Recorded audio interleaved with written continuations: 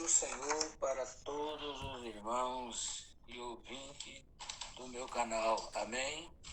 Eu gostaria de trazer um assunto acerca do divórcio. E como tema eu gostaria de dizer o seguinte: será que Deus realmente ele odeia o divórcio? Vejamos o seguinte: de acordo com Malaquias, capítulo 2, versículo 16, será que Deus odeia o divórcio? Criaria Deus uma exceção para aquilo que ele odeia? Uma pessoa que se casou ímpio e como ímpio ainda se separou e divorciou-se e casou-se novamente, ele está em pecado permanente? Este pecado é imperdoável? Será que se esse casal se arrepende, se converte, eles continuam ainda em pecado de adultério? E que de acordo com Provérbio capítulo 28, versículo 13, que diz que aquele que encobre as suas transgressões nunca prosperará, mas o que confessa e deixa alcança misericórdia. E ainda em Esdras capítulo 10, versículo de 1 a 4, é preciso que o cônjuge se separe, mesmo após ter se convertido, para não se tornar em pecado de adultério? O que dizer de Atos 17:30, que Deus não leva em conta o tempo da ignorância? E para aqueles, ou seja, para as igrejas que até aceitam o crente divorciado, que se casou novamente, ele aceita como membro, né? Mas não com cargos eclesiásticos, ou seja, ele não pode exercer funções eclesiásticas. Será que isso é bíblico? Qual é o mais importante, uma ceia ou um cargo eclesiástico? Se o crente divorciado que se casou de novo no tempo da ignorância e não conhecia a verdade de Deus e se converte, aceita o Senhor Jesus Cristo como Senhor e Salvador de suas vidas e que pode ser batizado nas águas, tornar-se membro, participar da Santa Ceia, ser um adjunto da escola bíblica dominical, mas não pode ter um cargo eclesiástico. Novamente, qual o mais importante? O crente divorciado que casou de novo perde a salvação? Quais os argumentos bíblicos para condenar um crente divorciado que casou de novo? Quem tem o direito ou autoridade de sentar-se no trono, na cadeira, para julgar e condenar um crente que Deus já perdoou? Quais os argumentos que essas pessoas sustentam de que um crente que está divorciado e casado está em permanente pecado de adultério? Vejamos o seguinte, ele diz o seguinte, Marcos capítulo 10, versículo 11 e Lucas 16, 18, ele diz que não aparece essa exceção de Mateus 5, 31 e 32 e Mateus 19, 9. O que significa exceção? Significa além da conta. Se forma a partir do prefixo ex, que significa fora, e ceder, que quer dizer ir embora, abandonar. Logo significa o rompimento do que se considera normal. É o desvio de um padrão estabelecido convencionalmente aceito. É o desvio da regra. E aponta para Mateus 5, 31, 32 e 19 e 9 de Mateus. Antes, vejamos o seguinte. Em Malaquias 2,16, Odeia Deus o divórcio? Será mesmo que ele odeia? No hebraico, o verbo para odiar é sané, que também significa aborrecer, amar menos, não gostar ou gostar menos, etc. Aí está em Gênesis 29, 31, Gênesis 31, 27, Gênesis 37, 4, Provérbios 5 e 10, porque somente Malaquias 2,16 significa odiar. Outra coisa, o que é que Deus odeia? Ou seja, aborrece, porque odiar aí não seria a tradução correta. O que é que Deus odeia? O divórcio ou a separação? Porque o termo divórcio, que em hebraico é keritute, nem sequer existe em Malaquias 2,16. Esse termo keritute, que significa divórcio, ele aparece em Deuteronômio capítulo 24, versículo de 1 a 3, Isaías capítulo 50, versículo 1 e Jeremias 3 e 8. O termo em Malaquias 2,16 que os teólogos traduziram por divórcio é shalah, que significa deixar ir, expulsar, despedir, e se encontra em Gênesis 3, 23, 45, 24, Êxodo 4, 21, 5 e 1 de Êxodo, 6 e 11 de Êxodo, Deuteronômio 24 e 1, 3 e 4. E ainda Deuteronômio 22, 13. E quanto à cláusula excetiva, que diz que essa cláusula só aparece em Mateus, mas não aparece nem em Marcos, não aparece em Lucas, ele diz o seguinte: ela contrariaria a indissolubilidade do casamento, pois em Marcos 10 e 11, Lucas 16 e 18, não aparece essa exceção, somente em Mateus 5, 31 e 32 e Mateus 19 e 9. Então me diga uma coisa, o que dizer de Marcos 10 e 46, que diz o seguinte: saindo de Jericó, um cego por nome Bartimeu clamou. Lucas 18 e 35 a 43 diz: chegando perto de Jericó, um cego clamou.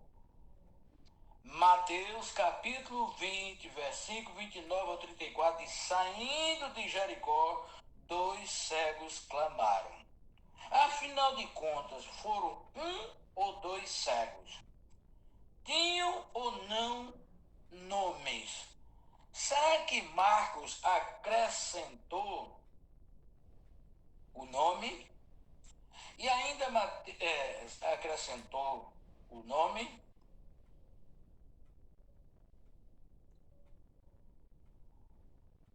Outra coisa, Mateus capítulo 4, versículo 1 a 11, ele fala com mais detalhe do que em Marcos 1, 40 ao 43 sobre a tentação de Jesus. Porém, Lucas relata algo que não há nem em Mateus e nem em Marcos.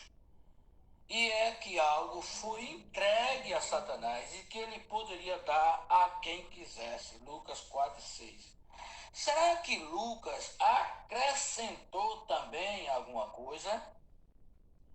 E ainda sobre a cura da sogra de Pedro, Mateus 8 e 15, que diz: tocou-lhe a mão e a febre passou. Marcos 1 e 31 diz: tomou-a pela mão e a levantou. Lucas 4 e 39 diz: inclinou-se para ela e repreendeu a febre. Ora, afinal de contas, Jesus tocou na mão da sogra de Pedro, ou tomou pela mão, ou apenas se inclinou para ela? Qual é a verdade?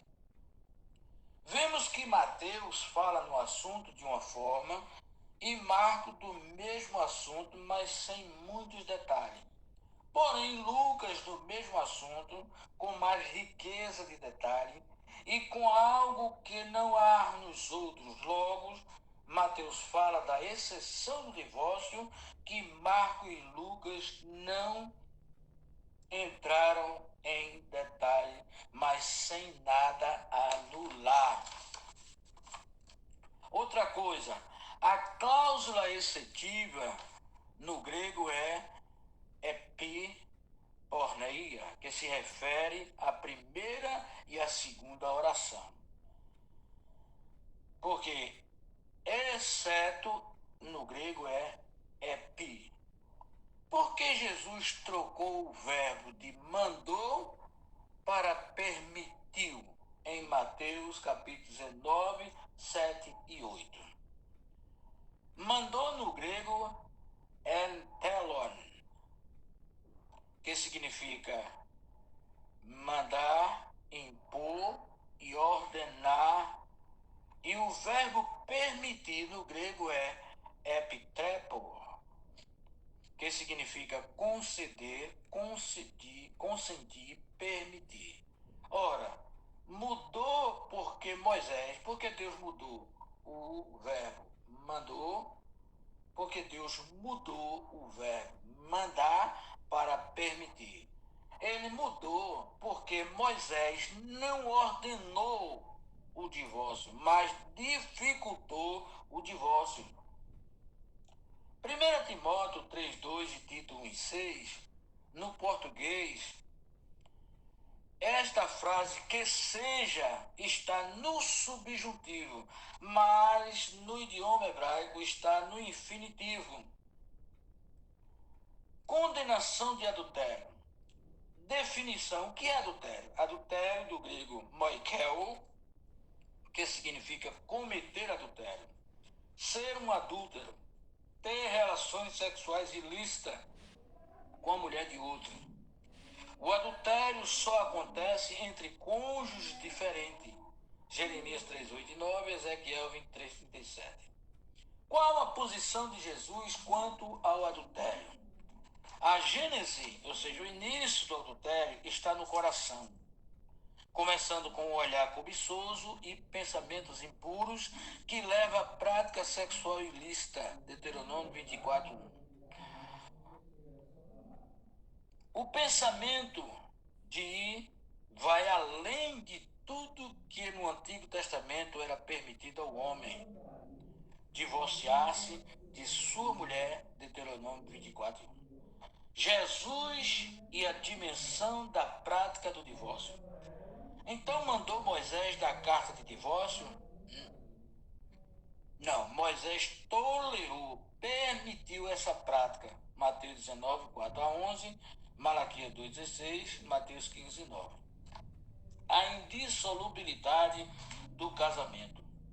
O casamento na perspectiva bíblica, Gênesis 1:28, 2:24 de Gênesis, Êxodo 20, versículo 14, Mateus 19:6, Efésios 5:25.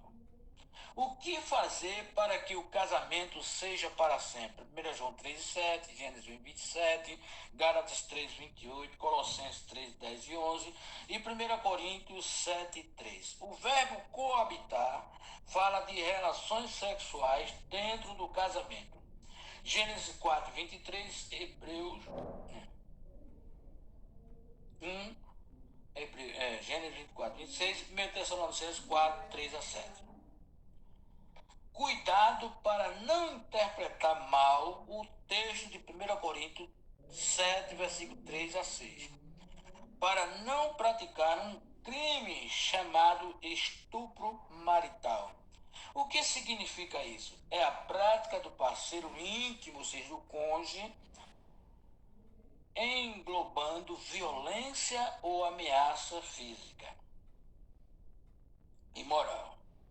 É a prática, ou seja, física ao cônjuge contra a vontade da vítima, ou seja, é o abuso dos recursos físicos do cônjuge para servir-se da violência ou da ameaça e realizar conjunção carnal com a vítima sem o consentimento da mesma. Lei 11.340/06, artigo 7, a Lei Maria da Penha.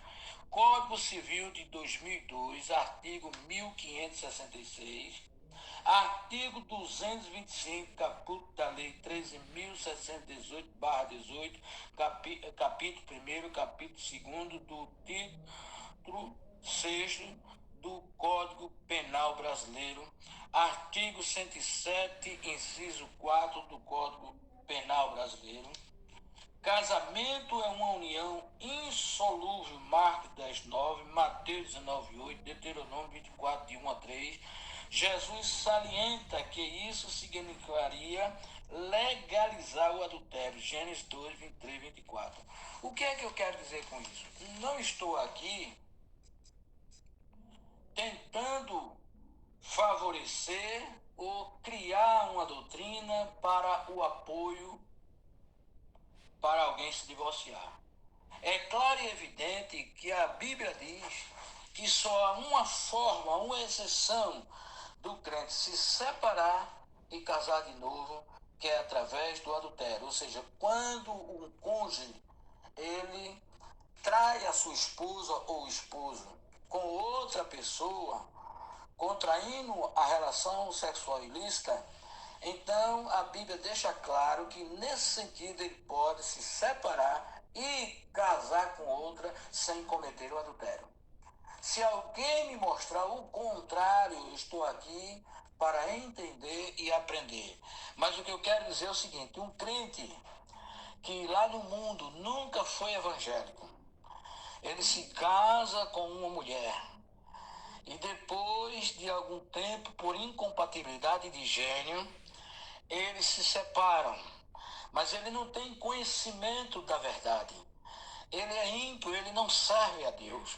Ele se casa novamente. Daí por diante, o casal, ele aceita Jesus. Ele se converte, se arrepende dos seus pecados e aceita Jesus. Então, quando ele aceita Jesus, será que esse crente, ele continua em pecado de adultério? Porque, veja bem, a palavra em 1 Timóteo 3:2, ela está no subjuntivo, quando ela está traduzida para o português, que o homem deve ser, ou seja, que seja, esse verbo que seja está no subjuntivo, marido de uma só mulher. Isso não está falando do homem que vive que casou-se após uma separação. Isso está falando da poligamia. Homens que na época viviam com 2, 3 mulheres. Não está falando de um divorciado que casou novamente, mas está falando de um polígamo. E no hebraico, esse que seja está no infinitivo. Então, quando um homem ele se separa de uma mulher, ele casou-se novamente, porque a Bíblia diz lá em Romanos 13:1 que toda alma esteja sujeita às autoridades. Então, quando uma pessoa casa-se perante a autoridade de um juiz. E para se divorciar, ele tem que comparecer à autoridade de um juiz. Então, ele se divorciou. E se ele tem que respeitar, que obedecer às autoridades eclesiásticas, então ele está divorciado, ele não está mais com aquela mulher. Quando ele vem para Jesus casado novamente, ele não está em pecado de adultério, porque o adultério é um pecado, é claro que adulterar é pecado. Mas o adultério não é um pecado imperdoável. Não é um pecado permanente. Porque a Bíblia deixa claro que só há um tipo de pecado que não tem perdão, que é a blasfêmia contra o Espírito Santo. Então, e aí? Tem igreja que não aceita um divorciado nem como membro. Então, fechou a porta da salvação? Será que somente os membros em Cristo, eles são salvos? Então, os que dizerem dos congregados que aceitou Jesus e não teve tempo de descer as águas? Faleceu ou aconteceu algum desastre, algum acidente, que eles perderam suas vidas, mas como crente, mas ainda não desceram as águas. Será que eles vão direto para o inferno? E aqueles que ainda aceitam como membro, porém não podem ter cargo eclesiástico. Será que o cargo eclesiástico vai levar à salvação para a pessoa? Será que somente os que possuem cargo eclesiástico é que vão para o céu?